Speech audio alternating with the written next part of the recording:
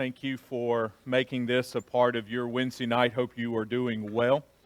We're in Exodus chapter 19 tonight. Exodus chapter 19. So if you want to turn there, you can. We're not going to look at the whole chapter as we've been doing, just taking a piece out of it. But just as a reminder, even though we're only looking at brief sections out of each chapter, I hope you are filling in the blank and reading everything and keeping everything in context. Just because we're not able to cover it with the time limits that we have, I certainly hope that you will, that you'll fill in that blank. So I hope everybody, that you'll make some time to read it and just remember the whole surrounding thing, so that we're not taking anything out of context. So Exodus 19 is where we're going to be. Let's have a word of prayer. Father, thank you for this evening. Thank you for everything you do for us. Thank you for the time in the middle of this week, at the end of this day, to be together, to encourage each other, to be mindful of one another, to sing, to pray, and at this moment to open up your word and to study a portion of it to where our faith can grow stronger and it can be built on these heroes of faith that we have heard about. And we can see what they did and follow in their steps. But at the end of the day, that we keep our eyes on Christ as well, and that we see Him above all others and see how He lived His life in faith and commitment and obedience, and that we can do the same. Thank you for everything. Thank you for all the blessings. In Jesus' name, amen. All right, so we're going to be in Exodus 19 tonight, and then we'll get into chapter 20 tomorrow. We'll get into chapter 20 next week, and we're going to take all of the commandments, and we'll do the 10 commandments one by one. All right, so they're important enough to do that. Where we need to combine, we'll do so. But just to go ahead and give you a heads up that tonight we'll cover chapter 19, and then chapter 20, we're going to look at all the 10 commandments in the course in their context, but then also in under the microscope, one apiece, so that they still have relevance today. And 9 out of the 10 commandments are found in our New Testament, so they still matter. Still very important for us, and we'll look at those in the next coming weeks. So Exodus 19, Israel makes it to Mount Sinai. So just kind of some surrounding information, if you will, to put everything into perspective for us. So we've got a date, if you will. A third new moon is what's mentioned at the beginning of the chapter. So that's the 48th day after they have left Egypt. So we're 48 days from the moment they left Egypt till at this now. So you're what, about a month and a half or so, give or take a few days. But you're 48th day, almost 2 months they have been traveling. 2 months it has taken them to get from Egypt to where they are now. Where we are from a chapter perspective here in Exodus 19, they will stay here at the base of the mountain. From a chapter perspective, here in Exodus 19, all the way to Numbers chapter 10. They will not leave. Now, it's only going to be a few weeks, maybe a year at the most. So but it spans 2 books. So you got a latter half of Exodus, you got all of Leviticus, and then you got half of Numbers taking place here at the base of the mountain. So from a chapter perspective, that's important to know. The other thing is that what God is going to do here in chapter 19 and chapter 20 is that it's a similar structure to other treaties that we've been able to discover through archaeology. We call them the ancient Near Eastern treaties. So you've got this overlord, you've got this powerful being, if you will, whatever it is, and it creates a covenant is the biblical word. We really don't have a good English word to describe the depth of covenant. We think of contract, we think of a treaty, we think of an agreement. Really, a covenant is all of that and then so much more. But really, God does, He has a similar structure to these other treaties. So just kind of again, perspective for you with what we're looking at. This covenant, this is the beginning of what we know of as the Mosaic Covenant. So remember, you've got the covenant with Abraham, that's circumcision. But now this is the Mosaic Covenant. This is the beginnings of what we know of as the law. That's the other way that we describe it. And there are unique features to this. So one is that this covenant, if you think of it from an ancient Near Eastern historical perspective, it's unique that a God would create a covenant with a people, with a whole nation. Now, most of the time, the God of whomever would have created a covenant with the king, whoever's the ruler at that time. Israel doesn't have a king. So God does something in terms of human history that's really unique at the time, in that He creates a covenant with a group of people. So this is a nation. So this covenant, this agreement, however you want to kind of wrap it in your mind, it's between the nation, but you also have an individual. So it's a covenant between Yahweh and the individual, but it's also a covenant between Yahweh and Israel. Kind of following that perspective. And the reason with an individual is because individuals are born into this covenant. You don't have a choice. If you are a Jew in terms of race or nationality, you are beholden to the covenant. And those of you that went with us through the study of the book of Hebrews, that's one of the major changes of the Mosaic Covenant to the covenant of Christ. You make a choice. If you go in and you're going to agree to the covenant that Jesus establishes, remember, this is the blood of my covenant, this is the blood of my agreement. If we do that, we make the choice. We're not born into the faith now. Now, we may be thankful, and some of us may say, well, I was born into a Christian home. That's fantastic. But that was no guarantee whatsoever of your own personal salvation and walk. At some point, we had to make the choice. We had to make the decision. Our parents didn't make it for us. Now, maybe they made the choice in terms of modeling God, following God, and those are great, and those are good. And those of us that are parents, we need to do that. But when our children get old enough, whenever that time comes, we can't make the decision for them. They've got to make that choice. It's their choice, and it's their choice every single day to uphold that covenant, if you will. There's a historical context. Obviously, Israel's saved out of Egypt, but it's told in a narrative format, so it's a story. Israel's history is told as a story. There's very little writing going on. Even though Moses is able to write things down, there isn't, hey, go get your book of Exodus and let's read the story. That doesn't exist. So the history is wrapped up into a story. Well, it's the same with us. Every time we take communion, we are reenacting the story of Christ, His death, His burial, His resurrection. Remember Paul. Every time you drink of this, eat of this bread, drink of this cup, you proclaim. Right? We're not reading anything. We are proclaiming through the action. This is what Christ has done for us, what Christ has done for you. It's centered on interpersonal relationships. And what I mean by that is over half of the 10 Commandments, over half of them are horizontal. They're horizontal. In other words, the God of Israel cares about the relationship He has with a human being, but He also cares about the relationship that exists between us. So don't covet. Don't covet your neighbor's wife.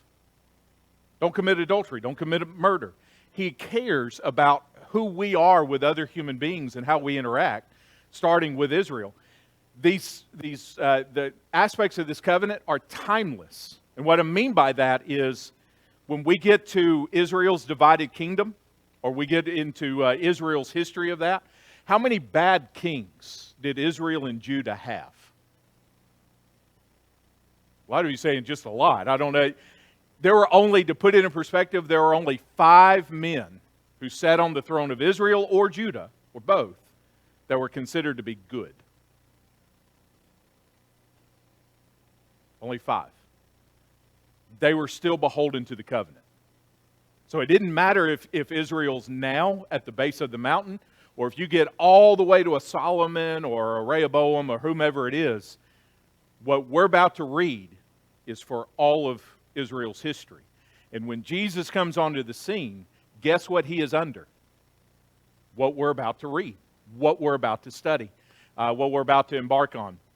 The other thing is, God is the source of this covenant, not the king and not the state. The king doesn't get to come in, so if it's David, if it's Solomon, if it's Saul, or whomever it is, they don't get to come in and say, well, you know what? I think we're going to just strike from the 10 Commandments, don't murder. That just doesn't seem to work for us anymore. If the source is the king or the state, they can do that. And think about our own. Think about how many times we're changing laws, and think about how fast we're changing them. Because it just doesn't work for us anymore. Have y'all noticed that? It just doesn't work for us anymore. We're just gonna strike that. We're gonna amend that. There's no amending this. And the reason is because God is the source. Well, when it finally changes, guess who's the one that changes the covenant? God does. And He does it through Christ. It makes sense because if He's the originator of it, He's the only one that can change it, which is a good reminder. Now that we're under this new covenant, can we go back to the other one? No. I mean, you can, but you're only going to find death. You can, you're not going to find life. You're going to find death. But you can't go back and think that you're going to find what you've got. So, obedience. Contrary to popular belief, obedience, even under the first covenant, the Mosaic Covenant, obedience is inside out. It's not outside in. It's inside out. It's through tradition that obedience is just kind of on the outside. God cares just as much about the human heart in the Old Testament as He does in the New Testament. Your obedience and my obedience. It isn't just to be superficial, but we remember what Jesus has to say. If you love me, do what? All right, that same concept exists in the Old Testament. Why do we follow God? Why do we keep, if I'm a Jew, why do I keep the Ten Commandments? Why do I follow through with what I read in Leviticus? Why are we as a nation beholden to this? Well, eventually Israel is to grow into maturity because you love me. All right, we see that in Deuteronomy 6 and we see that in Leviticus 19. The breach of the covenant, if it's broken, well, the consequences, the curses, everything that's kind of developed over time, it happens between Yahweh and Israel. So Moses isn't going to be punished for it because he's the de facto leader. The entire nation will be punished for it. So if God sends a plague, the entire nation will experience the plague. If God sends a drought, the entire nation will experience the drought. If God sends them into exile, the majority of people will be carried out into exile. It's a breach. It's a broken thing between God and the entire nation. It's not just a person, but it's also the nation. The other thing about it is, and this is what God's going to do in chapter 19, is that it's all oral to begin with. Nothing's being written down at this moment. Okay, it's going to be written down kind of after the fact. But oral precedes written. The oral law precedes the written law, which indicates that Israel's immediate responsibility is to obey. God isn't going to say, this is what you're going to do, and then at a later time you can start obeying. That's not the way it works. I'm giving you the law. If you agree to it, and they do by the end of chapter 19, your responsibility to the law begins now. It does not begin when you get to the promised land. It does not begin.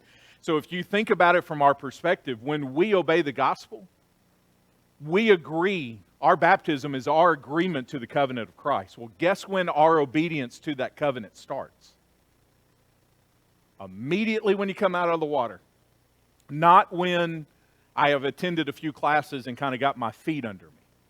Not when I get a little bit older and I get a little bit wiser. And no, my responsibility to follow Christ begins immediately when I come out of the water. Puts it in perspective, doesn't it? There is no grace period. There is no intro to Christianity. You begin. Israel begins the same way. Oral law precedes written law, which makes the law a spiritual and moral discipline for individuals. So they got to obey it, but they got to obey it right now. And it's not just the entire nation, but it's individuals. This is why God is so upset with Aaron and the people when they build the golden calf. Because in such a short amount of time, they break the covenant. And when they break the covenant from a spiritual perspective, guess what happens? Moral degradation happens. Ethics get thrown out the window, and they rise up and play. Our responsibility, we think of it from a law perspective, it's spiritual for sure. But morals are attached to it. Ethics are attached to it. Who we are, this is our responsibility. So the moment it's there, the moment Israel hears, and God essentially says, this is it, and they will say to Moses, all that we have heard, we will do. They are signing on the bottom line. We have agreed to terms. You know how you get all the things when you're Googling, and you get to a website and it says you got to accept all the cookies or some of the cookies? You ever see that at the very bottom of your website? Yeah, that's us. We accept it all. That's kind of the way it is. Something of interesting note, in Exodus chapter 19 all the way to chapter 24, Moses will ascend the mountain 7 times. 7 times. He will go up and down, 7 times. If you know anything or if you kind of follow numbers, I don't want to read too much into it, but I think this matters a little bit. This would indicate at the moment a complete revelation from Yahweh to Israel. Because that's what the number 7 represents. Have you heard that before? Right? What did God do on the 7th day? He rested because creation is completed. So when Moses comes down after that 7th ascent, at that moment, the revelation is complete. Until we get Christ. And the Hebrew writer says, various times, in various ways, long ago, God spoke to our fathers. But in these last days, He has spoken to us by His Son. Until Jesus comes and walks this earth, the Mosaic law is the complete revelation of God. Law, ethic, moral, everything. Moses goes up and down in that regard. Any questions, any comments, observations? We're going to look at verses 4, 5, and 6. I know it's a lot. I know it's a Wednesday night, but you'll try to stick with me if you can. We'll try to do that. So let's look at this, verses 4, 5, and 6. So God's speaking. You yourselves have seen what I did to the Egyptians, how I bore you on eagle's wings and brought you to myself. Now therefore, if you will indeed obey my voice and keep my covenant, you shall be my treasured possession among all peoples. For all the earth is mine, and you shall be to me a kingdom of priests and a holy nation. These are the words that you shall speak to the people of Israel. So God speaking to Moses, this is what I want you to go down and I want you to tell the people. So He does that. So before we begin with law and all the other stuff, why does God begin with a recap? Remember, you're about 2 months out, so they shouldn't have forgotten it. But He begins there. So why does God begin with a recap of deliverance from Egypt? You yourselves know. Why does He begin there?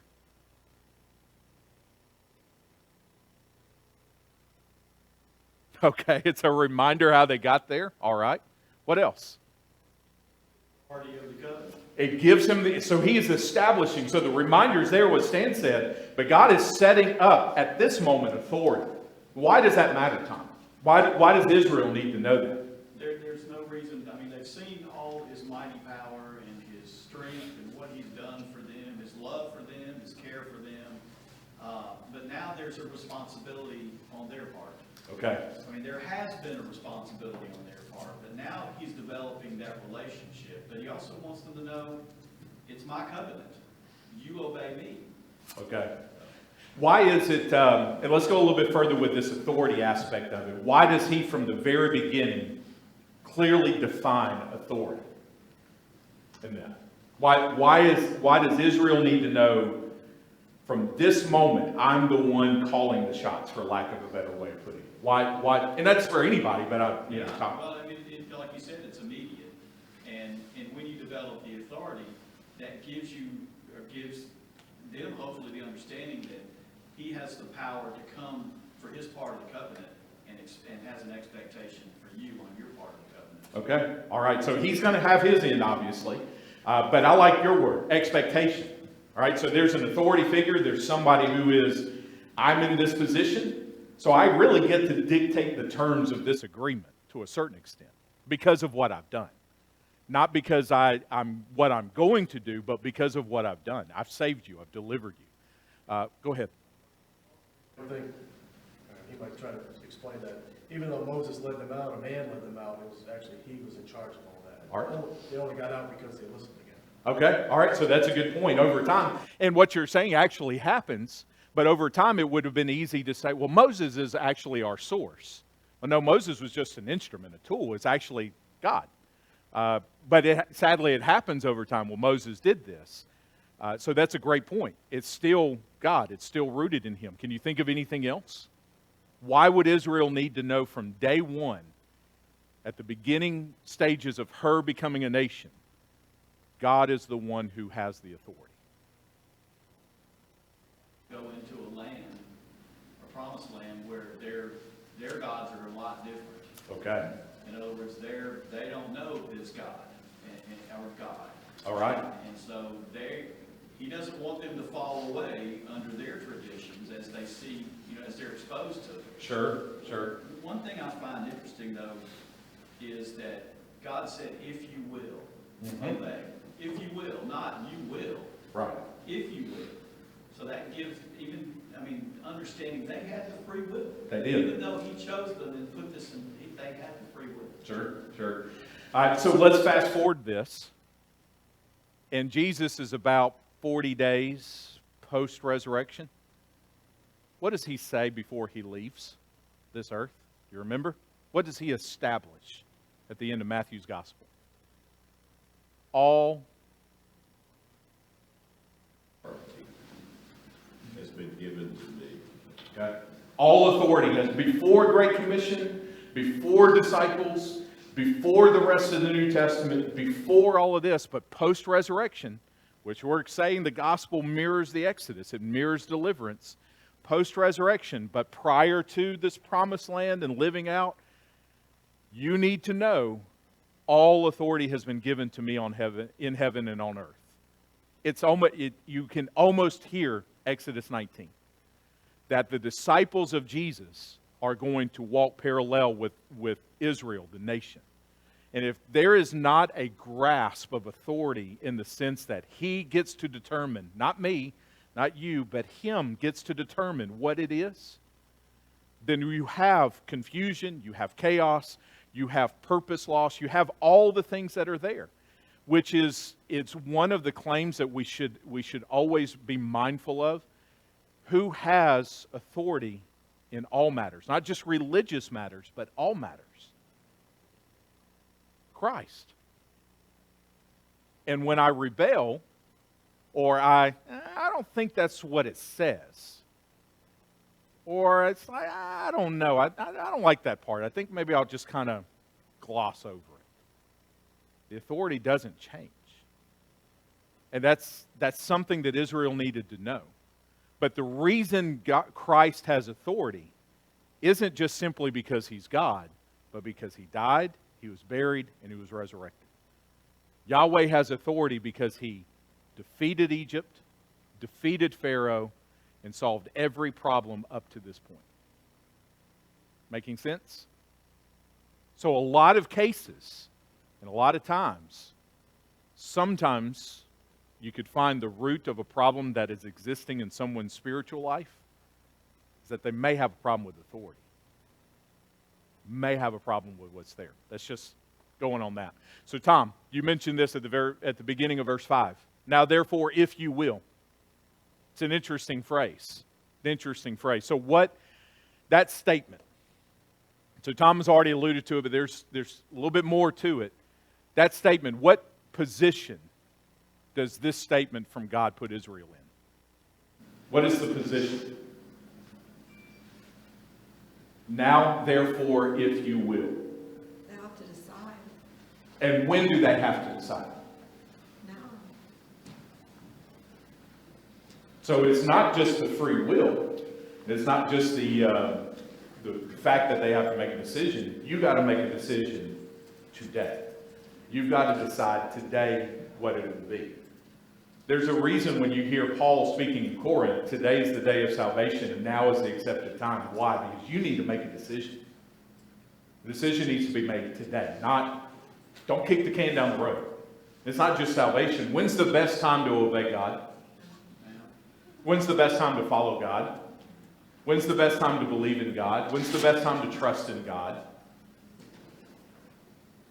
That principle is set right then. It's not when things get better, not when my life gets in order, not when the kids grow up, not when they get out of college, not when we retire. The best time to follow God and do all that he says is right now. That is the condition. That is the condition. And that's the other thing. It's a condition. From that moment, it's not unconditional. It is a condition that's on there. So, obey my voice, keep my covenant. Here's the other thing. Will Israel be like her father Abraham in Genesis 12 through chapter 22? What did Abraham do every time God came and spoke to him? He believed and he obeyed. Will Israel be like her father Abraham? And even at this moment, will she be? Now, history says, but guess what? Guess whose children we are? Will we be like our father, Abraham? Because that's what Galatians is about. Will you believe and will you obey? And again, when's the best time to believe and obey? Right now. Right? That may be, even if you've been a Christian for X amount of years, the best time to do it is right now. It's the best time to do it, and all of that. So the latter half of verse 5 and all of verse 6. What will Israel be if she obeys God and His Word? So here's the condition. But he says there are 3 things that you will be. What will they be? What are the 3 things they will be? Priests, a holy nation. Is that what you're? Yes. Okay, so you said, A priest and a holy nation. okay, we've got a kingdom of priests, you got a holy nation, and there's one other. Special treasure. Okay, special treasure or treasured possession, if that's how your version goes. So you have this treasured possession. Why would Israel need to know at this moment that she is a treasured possession?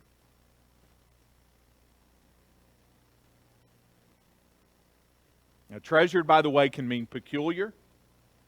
It can mean prized. You're my prized possession, my personal possession. If you've ever seen Lord of the Rings, I kind of think of Gollum when he's holding the ring and it's my precious is what he would have to say. That's what comes to my mind all the time when I see that. I don't know if you know Lord of the Rings or not, but that's what comes to my mind. God says, you're my precious possession.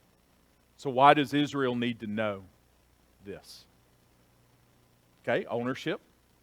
All right, go a little bit further. What do you mean by that? Right? It's ownership for sure, but what? Yeah. Okay, they belong to Him. Protection. Okay, could mean protection. Sam? I just think of the emotional side of it. I mean, go up and tell your spouse that she's treasured. You know, how's that going to make her feel? Sure. So, I mean, I think about that. You know, I am worthy. I'm special. I am loved. Yes. Boy, that's putting you in a really good spot. It does. And that's what I was looking for. So it is ownership and it's protection. But where has Israel been for 400 plus years? In slavery. So we're going to tie in this kingdom aspect. So Israel's a king. Who is her king at this moment? God is. But all of her past history, what does she know about kings? What do kings do to them? Enslave them, abuse them. What else? Kill them. They've known nothing but heartache and despair and everything else. Every experience of a king. So what, going into this, and think about it from a perspective, Stan mentioned this from a spouse perspective. What do you do with a spouse who comes in and she or he has been abused? And the only filter they have is that, is it not? Well, that means every man will abuse me. Every woman would, every parent. There are people who struggle with God being a father because their father was such a terrible individual. Or a mother because their mother was a terrible individual.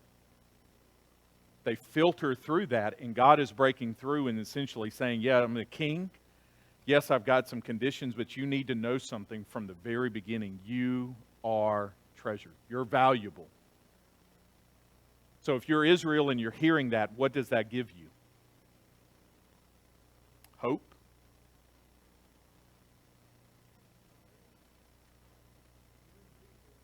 Because he's the one that got him that far. Okay. I mean, he may have used Moses to lead them to get them there, but Sure. had he not wanted them there, they would have never made it as far as they had. Those 40 years ain't all that all. Mm-hmm. So I think he's trying to get them to realize, look, how did you survive? Okay. I'm the reason you survived. Yeah. So I have the power. I can save you if you will do the things I'm asking. Sure. Go ahead. He's also letting them know that opposite of that, if you obey me, you'll be my treasure. Opposite of that, Yep. if you disobey me, this special thing is what you're giving up. Yeah. It is. This is the pearls to the pigs that Jesus would talk about. This is taking all of this. And think about this too, because God is about to give them from a human point of view a list of rules. And who here loves rules? Unless you know the person giving them to you is giving them to you because they love you. How do I know you love me? And Terry mentioned this, Beth mentioned, everybody else. Well, you yourselves know how I bore you on eagle's wings out of Egypt. And you yourselves know when you were hungry, I fed you with bread. And when you were thirsty, I gave you water. And when you needed protection from an enemy, I provided it. When you needed guidance, I was there. I did all of these things prior to any rules. So they can't come back and say, you don't love me because you give me all of these things. No. If I know that I'm treasured, the rule is not there. The command is not there to be a burden and a weight and to hold me back. It's there because I am a treasured possession. Tom. That God looks at them as above the people that they're going to be coming in contact with. I mean, is that what that treasure means? Because I didn't know how that was, whether they would feel that was part of being special, that Sure. he's their chosen possession. Mm-hmm. So they're above what, I mean, I don't know the Greek or whatever, the Hebrew in there or whatever it is. No, it doesn't mean that at all. Oh, okay. Now, sadly, they'll interpret that over their history, but it doesn't mean that at all. Really, what they're treasured is because God made a promise to Abraham. That's still part of this too. Whatever was going to come from Abraham with Isaac being born, that was going to be treasured, but then they are treasured. And this is where the kingdom of priests and the holy nation, they are treasured because he also has a mission for them. He also has a purpose. Sadly, what it does is it turns into a back-patting session, and it's the Pharisee that comes in and says, glad I'm not like that guy, right? That's kind of the mentality that sadly is developed. And that's what we've got to resist. I'm really glad I'm not like that guy that I had to work with today. Because all he did was yell and scream and curse and swear. I'm really glad I'm not like that. All right, because I was here tonight. And we can't pat ourselves on the back. Because Christ did for us what we couldn't do for ourselves, just like Yahweh did for Israel what they could not do. So that we have to be mindful of our own place and what Jesus has done for us in that regard. You want to look at it from a chosen point of view. Tom, you mentioned this as well. Romans 9:4 and following, and then Ephesians 2:11 and following. Regardless of whatever we may think, the promises, the covenants, the hopes, all started with Israel. It didn't start with us, Gentiles. It started with the Jewish people. And that was Paul's point to two very heavily Gentile-based churches. So to the Romans, don't get so arrogant to think that because you were grafted in that you are now better than the original shoot. That's not the case. And to the Ephesians who were Gentile, remember he starts in chapter 2 and verse 11. Remember, you were in Israel, so you didn't have God. They did. You didn't have the law. They did. You didn't have the covenant. They did. You didn't have the promises. They did. But now that Christ has come and the work of the cross, everybody now has access. Following? That's what Paul's line of thinking and argument is in those two cases. So let's talk a little bit more about this mission with a little bit of time we've got left. So a kingdom. Here's the one thing to know moving forward with everything. This is the only similarity that Israel will have with any other kingdom on the earth. And that is this. They are called a kingdom. That's it.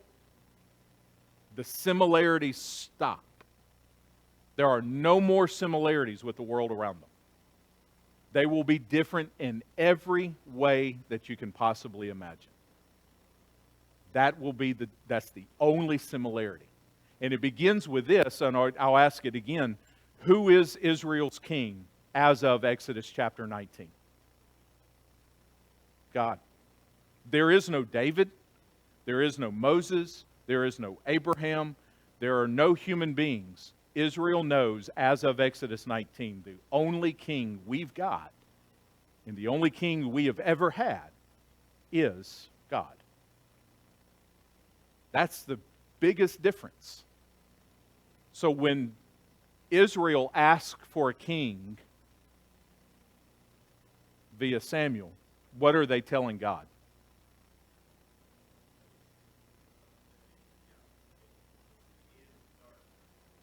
The end does. The end, the breach of the covenant starts with the rejection of the king. He rejects the king.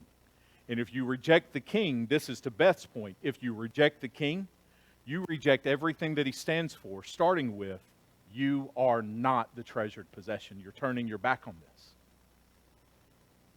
The other thing is, why, and we have to bring it in this point, why is it important for Israel to know this is a theocracy? This is not a democracy. This is not a constitutional republic.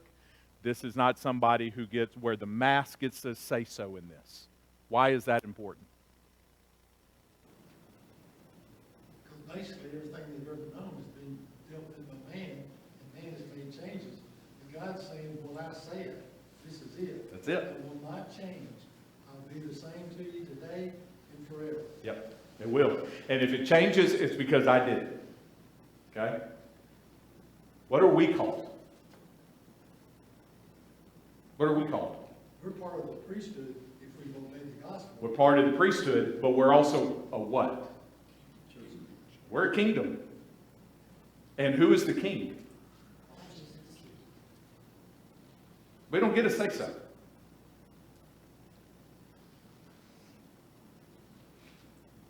We don't get to vote.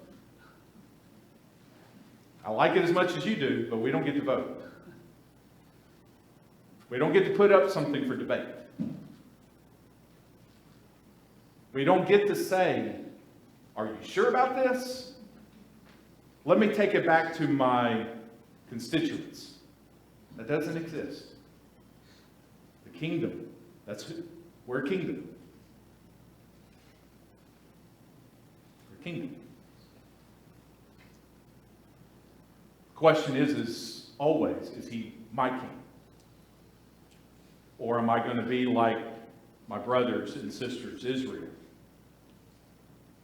One day he is, and one day he isn't. One day Jesus can call the shots.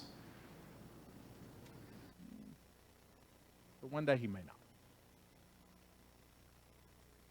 One day he can tell me what to do. Well, maybe that's not today. He's the king. And here's the thing about Israel. Do you know that they rejected the king twice? They did it with Samuel. But do you also remember what they said to Pilate? We have no king but.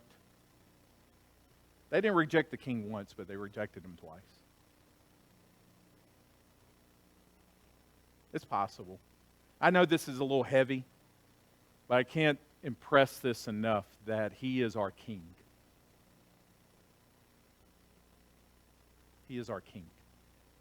Because all authority has been given to him. Does my life reflect this kingdom, if you will? So priest. So here's what I want you to do for next week, if you can. Here's what I'd like for you to do next week. Several questions that I'd like for you to consider, if possible. So priest. First and foremost, what is the function of a priest? What does a priest do? That's what I want you to think about first. What does a priest do? The second thing is, it represents, but it represents who? If Israel is a kingdom of priests, then who are they representing? Are they representing the world? Are they representing God? Are they representing both? What is it?